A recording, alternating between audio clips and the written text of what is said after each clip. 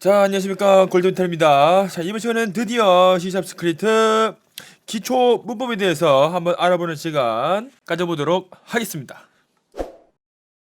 자, 시작하기에 앞서서 일단 저번 시간 콘솔창에 문자열을 출력하는 것까지 다 된 상태에서 이제 한번 진행을 해보는 걸로 하겠습니다. 자, 첫 번째로는 프로그래밍의 기초인 변수에 대해서 한번 알아보도록 하겠습니다. 변수는 데이터를 메모리에 저장하는 하나의 장소다 혹은 상자라고 그렇게 생각해 주시면 됩니다. 자, 이 변수는 네 가지의 종류가 있는데요.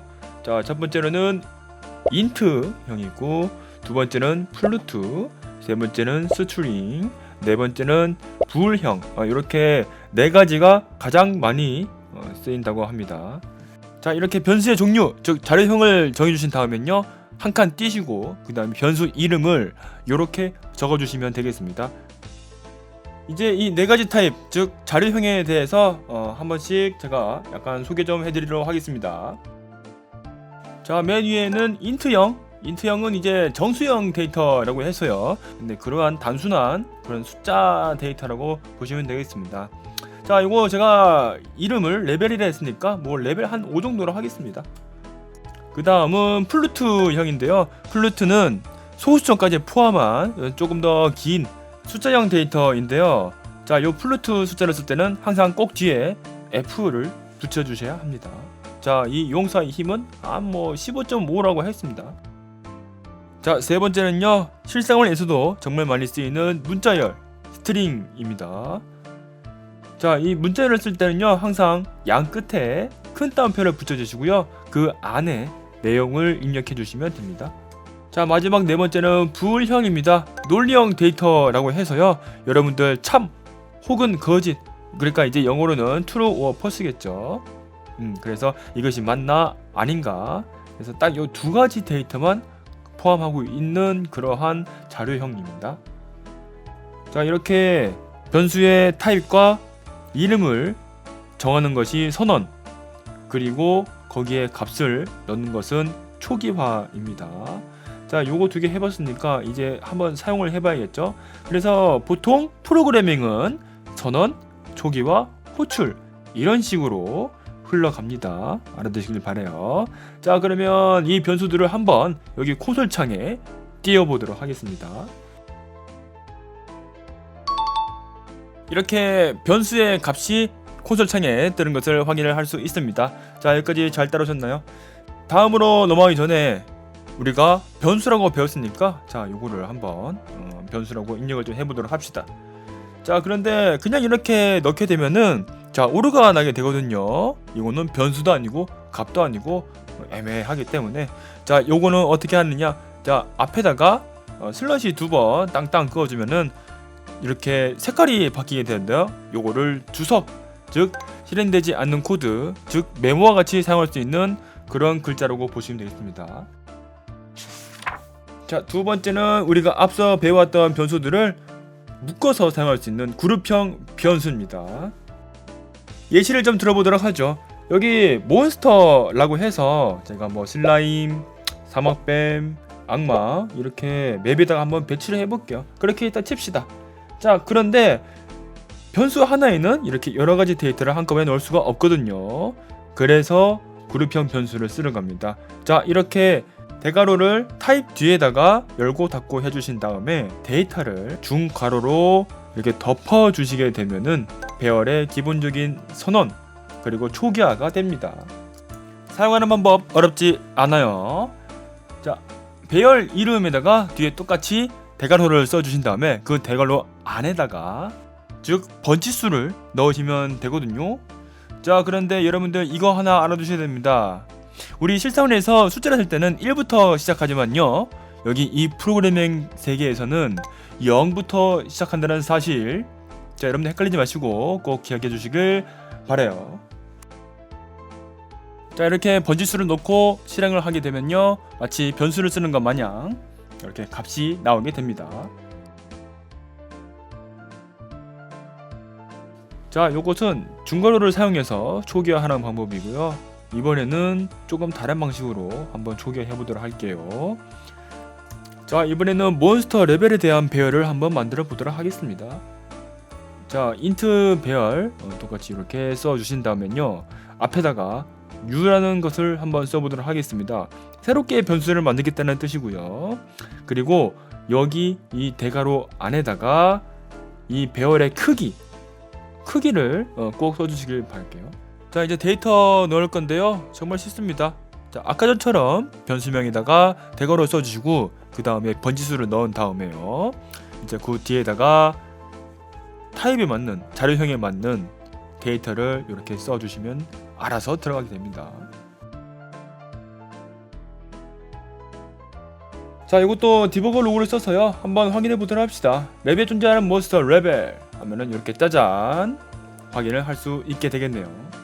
자, 요거는 이제 가장 기본적인 그룹형 변수인 배열에 대해서 알아본 거고요. 조금 기능이 추가된 그룹형 변수 리스트에 대해서 한번 알아보도록 하겠습니다. 자, 리스트를 선언하고 초기화하는 방법. 일단 리스트를 먼저 적고요. 그 다음에 꺽쇠 괄호를 열고 닫고 이름을 적으시면 되는데요.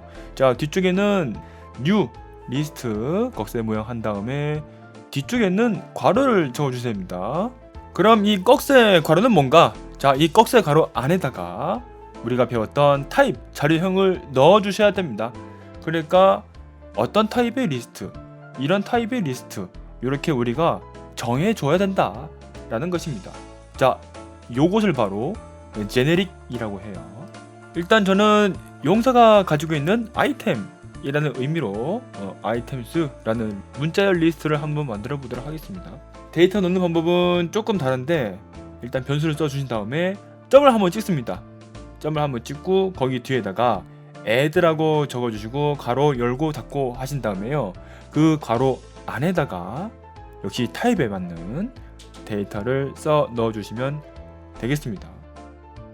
자, 이 리스트 변수 사용 방법 우리가 배열에서 했던 것처럼 똑같습니다. 네, 그렇게 해서 한번 출력을 해보면은 이렇게 확인을 할 수 있게 되겠네요.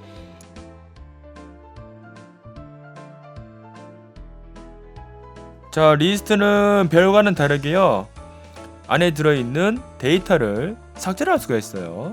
그래서 이걸 remove at이라고 쓰신 다음에 그 괄호 안에다가 지우고 싶은 아이템의 번지수를 넣으시고 이제 실행을 하게 되면요, 그 아이템이 삭제가 되거든요. 자, 이렇게 삭제를 한번 해보고 이제 한번 다시 출력해 봅시다. 자, 그러면 이제 두 번째에 있던 만화 물약 30이 위쪽으로 가게 됐죠. 첫 번째가 된 겁니다. 자, 그런데 이렇게 되니까 두 번째 아이템이 없어졌죠. 두 번째 아이템 없다? 즉 이거는 오류다, 오류. 두 번째 아이템이 없는데 우리는 두 번째 아이템을 찾으려고 했죠. 자, 요것은 바로 인덱스 오류라고 합니다. 여러분 이제 나중에 이제 게임 개발을 하실 때 혹은 이제 프로그래밍 하실 때 이런 인덱스 에러는 꽤나 많이 접하실 수 있을 거예요. 자, 이제 데이터를 저장했으니 한번 써봐야지 않겠습니까? 자, 이번 시간은 연산자에 대해서 배워보도록 하겠습니다. 자, 연산자를 좀 사용하기 위해서 이번에는 용사의 경험치 변수를 한번 만들어 보도록 할게요. 자, 그 다음에 이렇게 사칙 연산 한번 쭉 써봤습니다. 자, 사칙 연산에 대해서는 여러분들 뭐 다 아실 거라 생각합니다. 자, 더하기. 자, 일단 1500에다가 320을 한번 더해보도록 하죠. 그리고 빼기는 뭐 변수에다가 직접 이렇게 마이너스를 해서 뺄 수도 있고요. 그리고 나누기 같은 경우도 마찬가지인데요. 뭐 레벨은 그냥 레벨당 경험치 300으로 하죠. 그래서 나누기 300 또 해보고요. 그리고 곱하기, 힘은 레벨에 비례해서 3.1만큼 증가한다 라는 식으로 한번 넣어 보겠습니다. 자, 그런 다음에 출력을 해 보면은 자, 이와 같이 다 계산된, 그러니까 즉 연산된 이런 결과가 출력이 되겠네요. 자, 여기 이 세계는 이런 사칙 연산 말고도 특이한 연산자가 하나 더 있는데요. 그것은 바로 나머지. 자, 기본은 퍼센트인데요. 자, 실제로 퍼센트는 아니고 몫을 나누고 거기에 남은 나머지만 출력해주는 그런 연산자라고 보시면 되겠습니다. 자, 여기서 경험치 300당 지금 레벨 1이죠. 그래서 300으로 한번 나눠서 나머지를 한번 살펴보겠습니다. 이것이 바로 다음 레벨을 위한 남은 경험치가 되겠네요. 지금 경험치가 1810이니까 다음 레벨은 2100이죠. 그래서 2100에 1810 빼면은 290. 네, 이렇게 나오게 되겠네요. 다음은 문자열에 대한 연산자 한 가지 말씀드리겠습니다. 자, 여러분들 RPG 하다 보면은 그 보통 플레이어 네임 앞에다가 타이틀을 붙잖아요. 자, 이렇게 한번 저는 전설의라는 타이틀 넣어보도록 하겠습니다. 그냥 스트링과 스트링, 그러니까 변수 사이에 플러스 기호만 넣어주시면 되거든요. 그래서 이렇게 한번 출력을 해보면요, 그냥 나감사가 아니고 전설의 나감사 문자열에 붙여서 나오게 되겠네요. 물론 스페이스바, 즉 여백도 넣을 수 있습니다. 자, 이제 불타임만 남았네요. 오케이. 자, 이번부터는 비교 연산자에 대해서 알아보도록 하겠습니다. 자, 앞전에 제가 변수 만들어 놓은 이즉 풀레벨, 지금 이 용사는 만렙입니까? 라는 걸 제가 만들어 놨거든요. 지금 이거는 아니오라고 되어 있죠. 자, 이거를 실제로 한번 적용해 보도록 하겠습니다. 지금 용사의 레벨은 아마 6일 겁니다. 그래서 자, 만렙을 99라고 찍고 라고 비교를 한번 해보도록 하겠습니다. 자, 서로 같음을 비교할 때는 이퀄 2개, 는 2개를 붙여주시면 됩니다. 자, 그래서 요거를 문자열 연산자 플러스를 사용해서 한번 출력을 해보도록 하겠습니다. 자, 지금 용사는 만렙이 아니기 때문에 이렇게 펄스가 나오게 되네요. 자, 다른 비교 연산자도 한번 사용해보도록 할까요? 자, 지금 레벨이 6이죠. 근데 보통 여러분들 RPG 하실 때 레벨 10까지는 보통 이제 튜토리얼 하잖아요. 뭐 레벨 10일 수도 있고 뭐 다른 걸 수도 있겠는데, 무튼 레벨 10이 넘으면은 튜토리얼을 끝내도록 걸 합시다. 자, 그래서 비교를 할게요. 지금 우리 레벨이랑 10이랑 비교를 해서 10보다 크다 라고 하면은 튜토리얼이 끝났다 라고 한번 계산을 해서 출력을 해보도록 할게요. 자, 이러한 비교 연산자 부등호는요, 이상, 이하, 미만, 초과 이렇게 4가지 형태로 역시 프로그래밍에서도 사용할 수 있습니다. 자, 이거보다 조금 어려운 논리 연산자를 위해서 일단 제가 용사에게 생명력과 그리고 마나 요 2개의 수치를 한번 만들어 보도록 하겠습니다. 지금 생명력 30, 마나 25 이렇게 하겠습니다. 자, 그 다음에 첫 번째 논리 연산자 한번 살펴보도록 하겠습니다. 자, 이 용사의 생명력은 50 이하입니까? 그리고 마나가 20 이하입니까? 자, 라는 거를 해주는 건데요. 자, 중간에 이 기호가 바로 AND 연산자, 즉 두 값이 모두 true일 때만 이제 true를 출력하는 그런 논리 연결 연산자입니다. 그러니까 이 용사의 생명력이 50 이하이고 마나도 20 이하이면은 지금 이 용사의 상태는 이렇게 되겠죠. 자, 근데 지금 생명력은 50보다 작지만요, 지금 마나 같은 경우에는 20보다 크기 때문에 지금 펄스가 나왔죠. 네. 자, 그럼 이 용사가 무언가 스킬을 써서 마나가 25가 아니고 15로 합시다. 자, 15면은 20보다 작기 때문에 결과는 잠이 되겠죠. 결국에는 이 용사가 지금 상태가 안 좋다라는 그런 의미가 되겠습니다. 자, 이제 다른 연산자를 또 한번 꺼내 보도록 하겠습니다. 자, AND와는 조금 다른 OR 연산자가 되겠습니다. 자, OR 쓰는 방법, 여러분들 엔터키 위에 보시면 원화 기호 있죠? 그거를 Shift 눌러서 누르게 되면요, 짝대기가 꺼집니다. 자, 이 짝대기를 2번 끊는 것이 바로 OR 연산자입니다. OR는 또는 이런 뜻이고요. 지금 이 문장을 다시 해석해 보면은 생명력이 50 이하이거나 마나가 20 이하이면은, 결국은 이제 둘 중 하나라도 맞다면은 지금 이 용사의 상태가 나쁘다라는 의미가 된다는 겁니다. 자, 마지막으로 알아볼 연산자는 사망 연산자입니다. 사망 연산자는 여태까지 써왔던 연산자들과는 달리 우리가 넣어줘야 할 변수 혹은 값, 이게 3개가 된다는 겁니다. 자, 그래서 기호는 물음표랑 콜론을 넣게 돼요. 물음표 앞에는 부울값을 넣어야 되는데, 자, 우리는 용사의 상태 한번 넣어보도록 하겠습니다. 자, 그리고 콜론 앞에는 true 값일 때 나올 수 있는 값을 넣어야 되고요. 그리고 콜론 뒤에는 펄스, 거짓일 때 나오는 값을 넣어주시면 됩니다. 쉽게 말해서, 자, 물음표 앞에 있는 값이 true면은 콜론 앞에 있는 거, 펄스면은 콜론 뒤에 있는 거, 이 값을 내보낸다라는 뜻이 되겠어요. 자, 그래서 지금 용사의 상태가 나쁜 것이 맞기 때문에 지금 true로 되어 있죠. 그래서 앞에 있는 나쁨이라는 값이 나오게 될 것입니다. 자, 그래서 숫자 연산자, 그리고 문자열 연산자, 그리고 비교 연산자와 논리 연산자까지 한꺼번에 한번 알아보았습니다. 자, 4번째 시간은 키워드가 되겠습니다. 여러분들 여태까지 지금 따라오시면서 갑자기 색깔이 바뀌는 단어들을 봤을 겁니다. 우리가 여태까지 배워왔던 변수 타입들, 그리고 그룹형 변수, 바로 키워드입니다. 자, 키워드는요, 프로그래밍 언어를 구성하는 하나의 특별한 의미가 담겨져 있는 단어고요. 그래서 그런지 변수 이름으로도 사용할 수 없고 값으로도 사용할 수 없다는 것입니다. 자, 이 점 유의해 주시고, 자, 좀 더 나아가서 우리 다른 키워드에 대해서 또 한번 알아가 보도록 하겠습니다. 자, 지금부터는 조건문에 대해서 배워볼 건데요. 조건문 중에서 가장 기본적인 if문부터 먼저 배워보도록 하겠습니다. 자, if문은 가로만 써주시면 되는데요. 요 가로 안에는 역시 bool 타입의 조건, 요거 딱 하나만 넣어주시면 됩니다. 자, 요 조건이 true일 때, 참일 때만 중괄호 안에 있는 로직이 실행이 됩니다.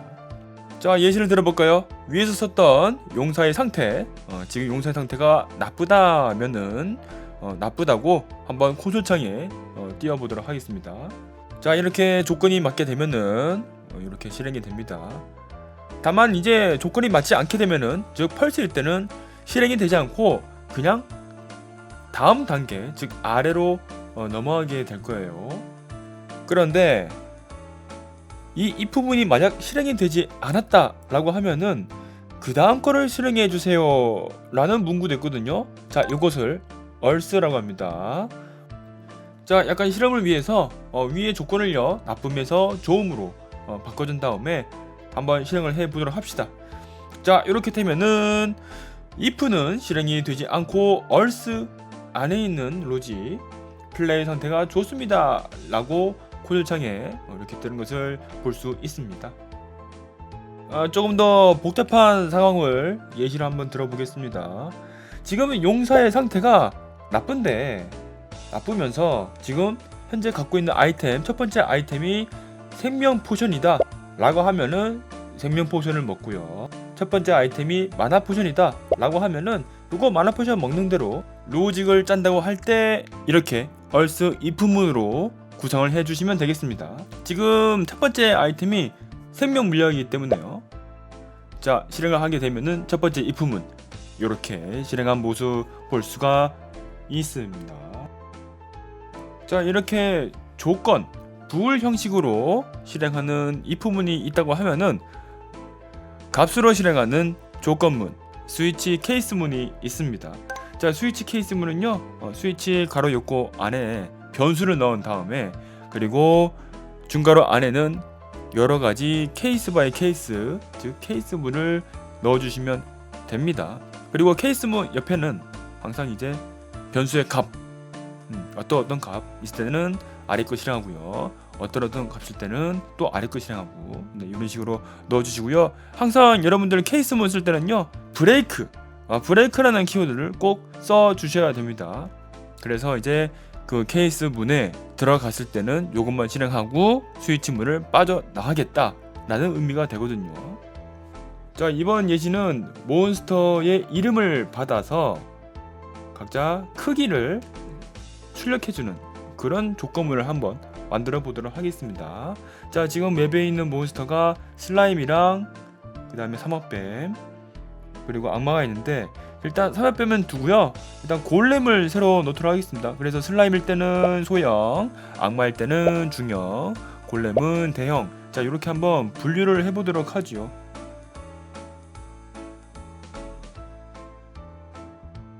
자, 지금 맵에 있는 몬스터 중에서 첫 번째 몬스터 슬라임이네요. 그러면 첫 번째 몬스터 이 슬라임을 스위치 문에 넣고 한번 결과를 보도록 합시다. 자, 이렇게 실행을 해보면요, 오케이, 소형 몬스터가 출현이라는 문구가 콘솔창에 출력이 되네요. 좋습니다. 그럼 이제 두 번째 몬스터를 넣어서 해볼 건데요, 그 전에 지금 우리 삼합뱀을 여기에 넣지 않았잖아요. 그래서 또 다른 새로운 키워드 디폴트를 한번 써보도록 하겠습니다. 자, 디폴트는 모든 케이스 문을 들어가지 못했을 때, 즉 마지막으로 실행되는 구간이라고 보면 되겠습니다. 자, 이제 여기에다가 알 수 없는 크기라고 적은 뒤에요, 실행을 해봅시다. 그러면 삼합뱀은 지금 케이스 문에 걸릴 수 없기 때문에 디폴트 문에 들어가서 실행이 되는 모습 지금 볼 수 있습니다. 자, 여기서 짤막한 팁. 자, 삼합뱀을 소형 몬스터라고 봅시다. 그러면은 지금 여기에서 또 슬라임이랑 같은 로직을 써줘야 되는가? 아닙니다. 케이스만 따로 떼서 같이 묶어주게 되면은 이렇게 같은 로직을 실행할 수 있습니다. 자, 여섯 번째, 드디어 프로그래밍의 진수를 맛볼 수 있는 반복문 되겠습니다. 자, 첫 번째 반복문, if문이랑 거의 비슷한데 while문 먼저 배워보도록 할까요? 자, while문 가로 열고 닫고 안에 역시 불 형식의 조건을 넣습니다. 자, 이 조건이 맞다면은 중괄호 안에 있는 로직이 계속 실행될 겁니다. 역시 예를 한번 들어보도록 하죠. 자, 지금 용사가 독 데미지를 입었다고 칩시다. 자, RPG 같은 경우에는 독 데미지를 입게 되면요, 주기적으로 계속 생명력이 깎이게 되죠. 그래서 조건을 생명력이 0이 넘으면은 무조건 생명력 깎는 걸로 하겠습니다. 그래서 이렇게 해서 한번 실행을 해 보면은 이렇게 쭉 보이십니까? 네. 지금 현재 생명력부터 0이 될 때까지 계속 생명력이 깎이는 모습 볼 수가 있습니다. 아예 그냥 생명력이 0이 되면요, 용사가 사망한 걸로 칩시다. 네, 그래서 방금 배웠던 우리 if문을 사용해서 이렇게 문구를 작성하고 실행 테스트 해보죠. 오케이, 네, 잘 나오네요. 자, 스위치 케이스문에서 한번 잠깐 만나봤지만은, 자, 다시 한번 제대로 소개를 해드리겠습니다. 브레이크문이거든요. 브레이크. 요 브레이크를 만나게 되면은, 자, 더 이상 이제 반복을 하지 말고 빠져나가라 라는 명령을 주게 되는 키워드가 되겠습니다. 그래서 이 용사의 체력이 10이 될 때 알아서 해독제를 마셔서 이 독이란 상태를 빠져나오도록 한번 해봅시다. 자, 콘솔창 보시면은 딱 이제 생명력이 10이 되었을 때 이제 그만두고 해독제를 사용해서 나가는 모습 볼 수 있게 됐네요.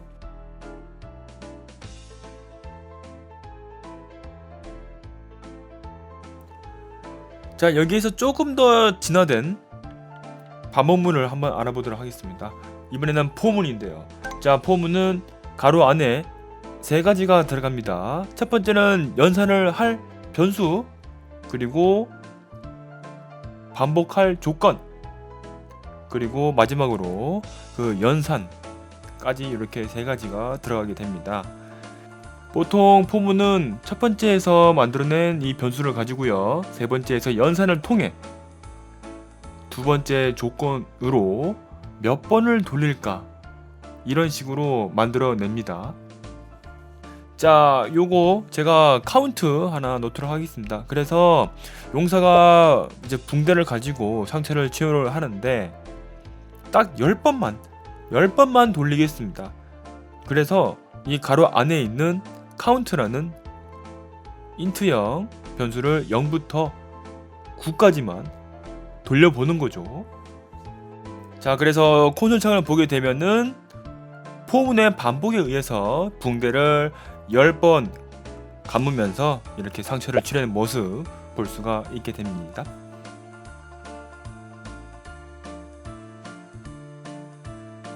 사실 이러한 포문의 최대의 강점은요, 바로 그룹형 변수와의 조합에 있습니다. 자, 지금 여기 맵에 있는 몬스터 우리가 몇 마리였죠? 3마리였죠. 이 맵에 있는 몬스터를 한번 쭉 출력해보고 싶어요. 자, 배열은 .length, 리스트는 .count 이렇게 하면요, 그 그룹형 변수 안에 있는 아이템 개수, 칸의 개수가 나오게 됩니다. 그래서 이거를 두 번째 조건에다 놓고 포문을 돌리게 되면은 아주 깔끔하게 안에 있는 아이템들을 탐색할 수 있는 것입니다. 자, 일단 포문에서 연산되는 변수를요, 번지수로 사용한다는 점 잊지 마세요. 오케이, 이렇게 맵에 있는 몬스터 3마리 깔끔하게 나와 주었네요. 이렇게 그룹형 변수를 탐색하는 방법도 있지만요, 더욱더 심플한 방법이 있습니다. 바로 포이치문을 쓰는 건데요. 자, 포이치문은 이렇게 새로운 변수를 만들어서 연산으로 돌리는 것이 아니고요, 직접 그룹형 변수 안에 있는 아이템을 한 개씩 꺼집어내서 중괄호 안으로 넣은 다음에 직접 사용하는 그런 방식으로 보시면 되겠습니다.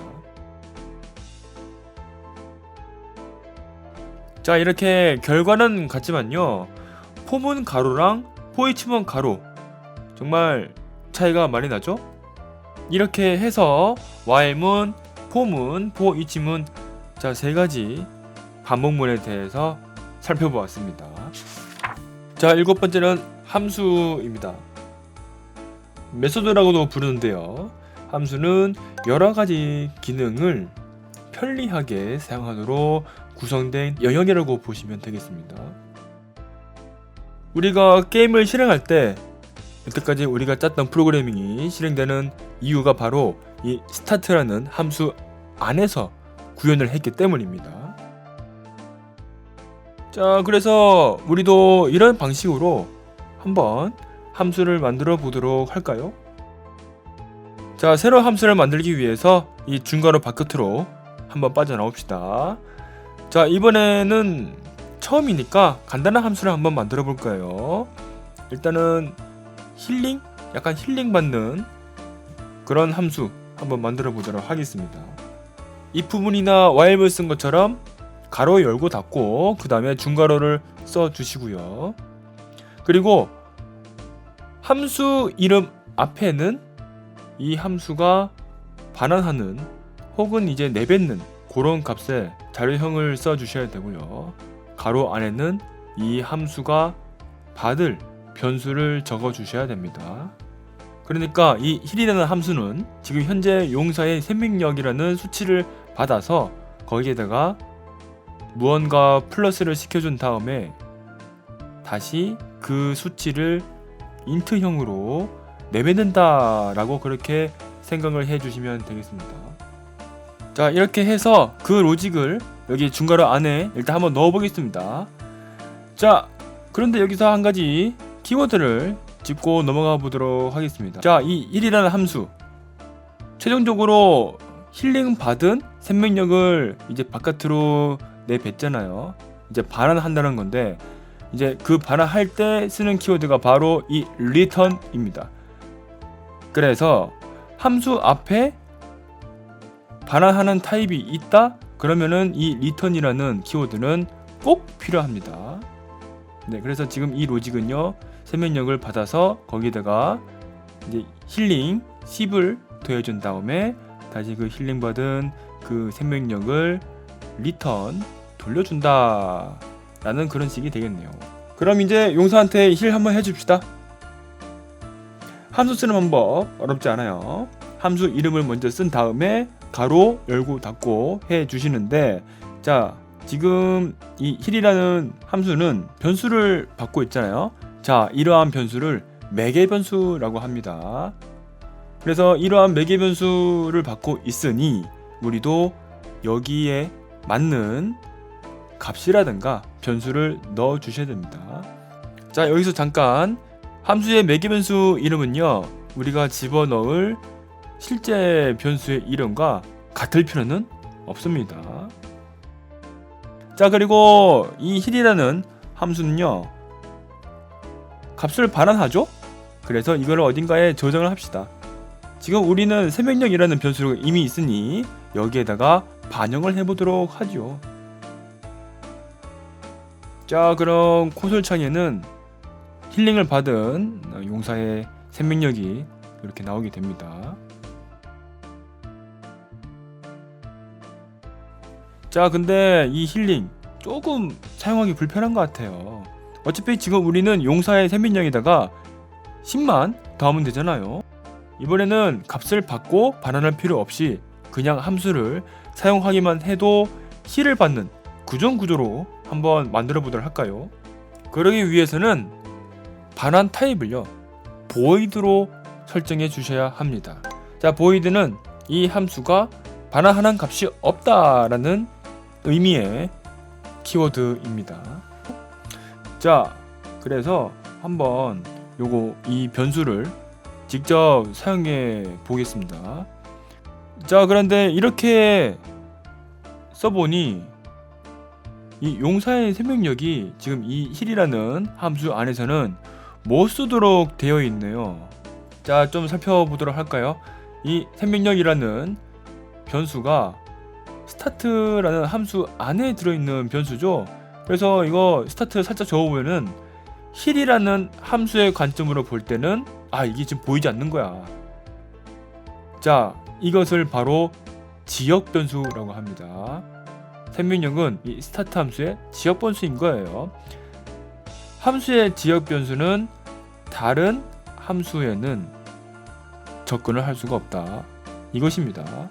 볼 수가 없죠? 그러면 모든 함수가 자유롭게 변수를 사용할 수 있으려면 어떻게 해야 할까요? 바로 변수를 가장 위쪽에다가 선언을 해 주시면 됩니다. 자, 이것이 바로 전역 변수입니다. 다른 말로는 이제 멤버 변수라고도 해요. 자, 전역 변수 좋습니다. 자, 힐에 있는 빨간 줄이 없어졌죠? 이제 오류가 해결되고 정상적으로 함수가 실행되는 모습 이렇게 볼 수가 있습니다. 오케이, 용사의 필수 데이터를 담은 변수들은 전역 변수로 올려보도록 하죠. 자, 그런 다음에 하나 더 함수 하나를 예시로 들어보겠습니다. 이번에는요, 자, 몬스터 레벨이랑 용사 레벨이랑 비교를 해서 전투 결과를 알려주는 함수를 이렇게 한번 불러보도록 하죠. 자, 지금 이 맵에 있는 몬스터는 총 3마리죠. 배열에 담겨져 있습니다. 그래서 역시 배열은 뭐다? 포문이다. 자, 포문을 돌려서 이렇게 함수를 이 포문 안에다가 직접 넣어서 사용해 보도록 하겠습니다. 우리 포문을 돌리면서 배열에 있는 데이터 한 개씩 꺼내서 그거를 함수의 매개변수로 넣는 식으로 구성을 해 보도록 하죠. 자, 그러면은 각 몬스터에 따라서 전투 결과가 나오는 모습 볼 수가 있습니다. 이렇게 함수랑 또 이제 반복문, if문 여러가지 조합을 통해서 여러분들이 원하시는 로직 만들 수 있다는 것입니다. 드디어 마지막 단계 클래스에 대해서 배워보도록 하겠습니다. 클래스는요, 하나의 사물 혹은 이제 오브젝트와 같은 그러한 이제 묶음 혹은 이제 로직인데요. 자, 요 클래스는 이미 우리 맨 처음 시간에 봤을 겁니다. 네, 최상단 위쪽을 보시게 되면은 퍼블릭 클래스 그 다음 파일명 요렇게 되어 있죠. 뭐 파일명이든 클래스명이든 똑같지만은, 그래서 여러분들 클래스 만드실 때는 이 클래스 키워드 꼭 쓰셔야 됩니다. 자, 이렇게 우리도 직접 한번 클래스를 만들어 보도록 합시다. 보통은 유니티에서는요, 하나의 클래스, 하나의 파일 이렇게 대응이 돼요. 그래서 파일 먼저 만들어 볼 건데, 저는 액터, 배우라고 적어 보겠습니다. 자, 그럼 이제 배우에 대한, 그러니까 연극에서 배우, 뭐 게임에서도 배우 해서 예전에 한번 제가 말씀드렸죠, 그 배우 한번 만들어 보도록 할 거예요. 자, 그리고 만드신 다음에는 더블클릭해서 자, 요 스크립트 안쪽 한번 보도록 하겠습니다. 자, 여기서 클래스를 제외한 나머지들은요 다 지우겠습니다. 깔끔하게 클래스만 놔둬보도록 하죠. 자, 이렇게 정리를 해 주신 다음에 보통 이제 배우 게임 오브젝트에 들어가는 몇 가지 중요한 데이터들 한번 변수로 만들어 보도록 하겠습니다.